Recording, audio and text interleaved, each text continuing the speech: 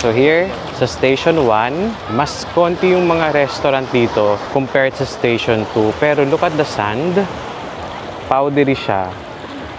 White talaga siya. And dito, ang expected namin is konti yung tao. Pero ngayon kasi ang daming tao.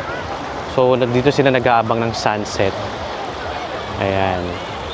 And hindi siya masyadong malumot dito sa Station 1. So ito, kung makikita nyo yan, yan yung Willis Rock. Yan.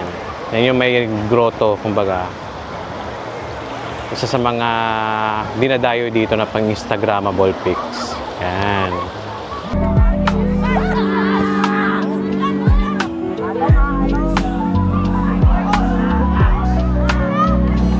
So ito, naabutan pa rin namin yung sunset. Look how beautiful.